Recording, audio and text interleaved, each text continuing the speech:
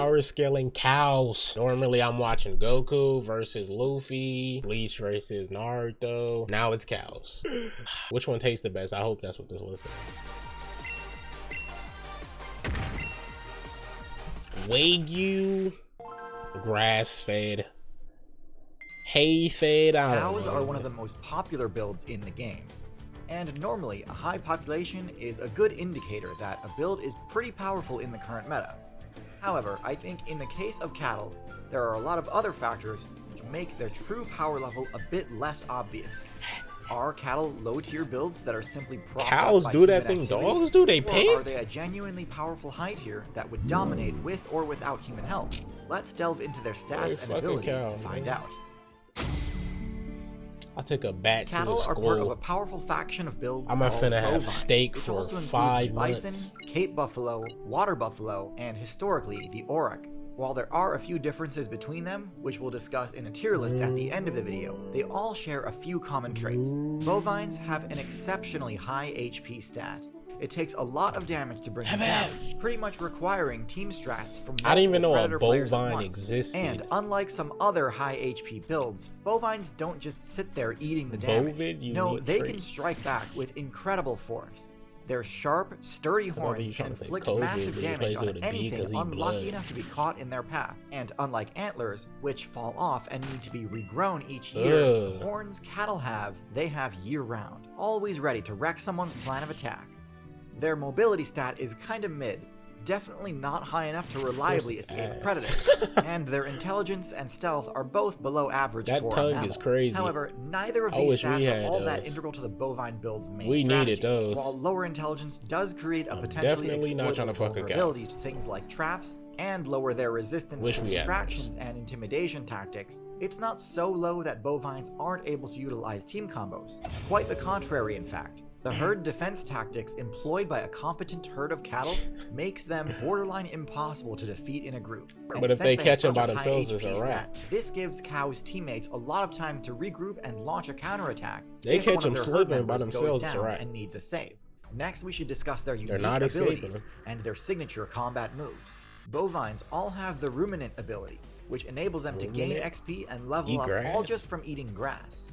This might seem like a boring ability, but its usefulness is actually hard to overstate. They can just farm on Having this perk essentially means that one of the most abundant plants in the game becomes your main source of XP. It's everywhere. Removing the need to search and forage for food. They don't need to search for food. The player doesn't need to invest evolution points into things like climbing, digging, keen eyesight, or intelligence to be able to find food, and can reinvest those points into other stats, which is how cattle are able to support such a high base stat. Cattle also push the mammal faction's signature move, lactation, to its limits.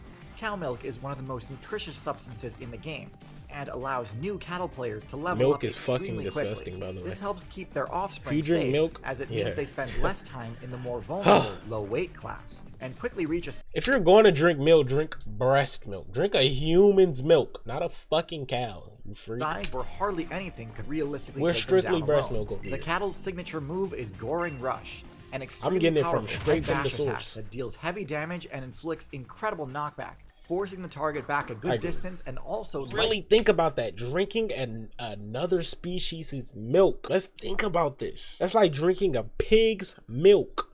Do pigs milk? No. Drinking goat milk. Like, bro, what are we doing out here? I'm still eating cereal with it, though. Which allows for easy follow-up attacks. Their sharp hooves deal extra damage to prone enemies, so this straightforward combo can be devastating if it catches an opponent off guard. That is about it when it comes to the cow's main combat moves. Cows can kick as well, but it's more of a stomp than anything. They don't have the flexibility or power to headshot someone like a horse can. They also cannot deal damage. You know that horse died, right? I seen that video. The horse fucking died. Like, they were mounting up to breathe. But fighting is a powerful option to have in a pinch, so it's at least worth mentioning. Now, let's get into the cattle's weaknesses and counterplay. So, due to the cattle's low intelligence stat, its resistance to mental status conditions like intimidation, distraction, or trickery is reduced. Intimidation is a pretty common tactic employed by a variety of different builds, from predators to omnivores to herbivores. Intimidation is one of the most effective tactics against cattle, and can often result in a cow losing a battle that it very easily could have won if it had not been sent away. And conversely, if a cow does decide to take the offensive, distractions can easily divert the attack, causing it to completely miss. While this is, of course, extremely risky, overcommitting to an attack and whiffing can oftentimes mean the difference between decisive victory and crushing why do they jump on their back? Advanced players will even be able to utilize a combination of intimidation and distraction to kite cattle in specific directions, enabling them to control entire herds, which is what has allowed human mains to capture huge numbers of cattle. Cattle are known for their goring rush attack, which, while powerful, is imperfect. Many builds put a ton of points into the ability concussive force resistance, enabling them to throw out headbutt attacks without much risk.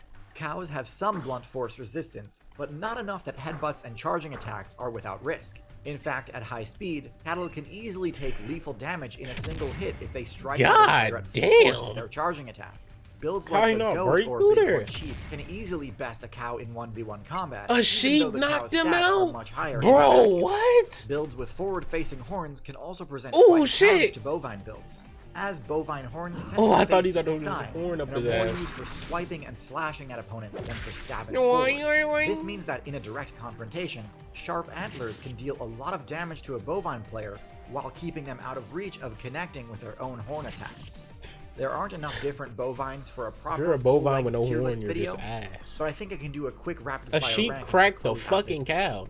The basic cattle comes that in at reminds me a in solid practice B when I tier. was a kid. Definitely not a bad and we had a hit, but one with a lot of weaknesses that high tier builds can exploit. Their main advantage over the other, more wild cattle variants is that due to selective breeding by humans, the domestic cattle are actually the best in the game at milk production, and therefore their offspring level up and reach larger sizes much quicker. Definitely a much more beginner-friendly build, slaughtering them. although at the end of your playthrough, damn, he pouring milk on their face. Also in B tier we have the yak, a mountainous variant of the cattle that I offers love slightly lower slaughtering base these fuckers stats for in beef. exchange for better resistance to the cold and better I love mobility the steak on I be icy or eating every rocky week, terrain. every day. Same basic weaknesses as the common cattle, but its ability to survive the cold Himalayan mountains means that it has less natural enemies to contend with than cattle in less hostile climates do. At the bottom of A tier we have the bison. The bison are the largest bovine builds and traded some of their power stats for extra health and defense. As a result, they have shorter horns and lots of padded fur on their head, meaning that they can tank a lot more damage, but also can't deal as much damage using Goring Rush. This can be a bit of a problem, as being able to one-hit a wolf would really help discourage aggressive teams of wolves from attacking them. Stand there and Since eat they that can't get a bitch. one-hit kill without a crit, some wolves get pretty brazen in their attacks on bison. Still, they're tied with the moose as the premier tank of the North America server, and have favorable matchups against the grizzly bear. So still definitely a solid high tier. Next in A tier we have the water buffalo, a bovine build with roughly equivalent stats to the common cattle, but with higher offensive stats and massive horns. They get a mobility bonus in shallow water, which, while not that busted of an ability, is still pretty nice to have. Water buffalo have to be able to fight off one of the most powerful solitary predator builds in the game, the Bengal tiger. Anything that can take on this thing has to be at least A tier. The human player base in the India server is also notably less aggressive towards bovine players, which makes them a lot more viable in that meta. But when it comes to hostile metagames, nothing compares to Africa.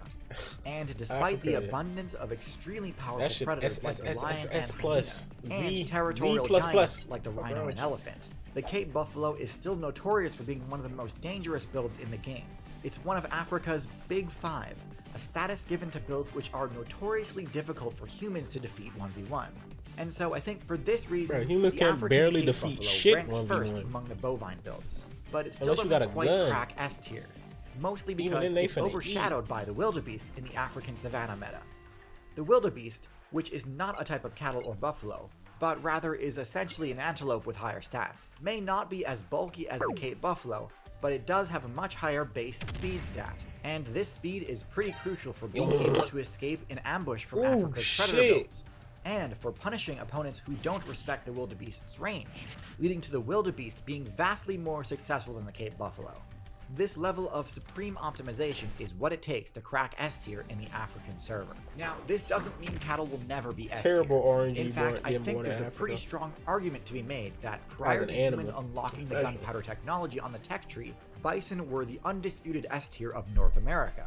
And although they were all but annihilated from the server, their numbers are slowly but surely returning to healthy levels. It's quite an inspiring story, which you can check out right now on CuriosityStream, the sponsor of today's video. CuriosityStream is a subscription streaming service where you can watch thousands of documentaries and non-fiction titles. I can't even be mad at Buffalo documentary, as well as many of my other personal favorite titles, such as Out of the Cradle and Leaps in Evolution. You can get access for just over $1 a month by going to curiositystream.com/TierZoo and choosing the annual plan. A lot of them You'll not also doing get it access like to Nebula when you do. fucks up the So you can pacing. watch my videos, Jenny Harris's videos, Real Life Lore's videos, and a bunch of other awesome creators' videos early. Do check it out when you get done here. There's a lot of great content to watch, and I wouldn't want you to miss out. So again, go to curiositystream.com/TierZoo to see Return of the Buffalo, plus a giant library of other fun content to watch. Thanks again for watching, and I'll see you next time.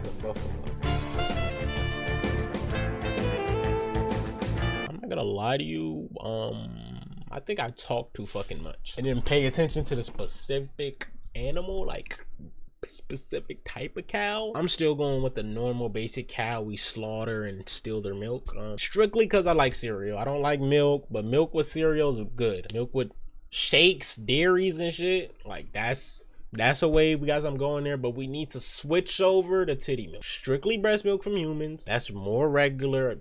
Right now it sounds weird, like breast milk, bro, it's another human. You're milking a fucking different species. Think about this, think in depth. You don't need mushrooms, weed for this. Think about this right now. Like, oh my god, it's weird. Sheep milk, like llama milk. What's next? Goat sperm, like, bro.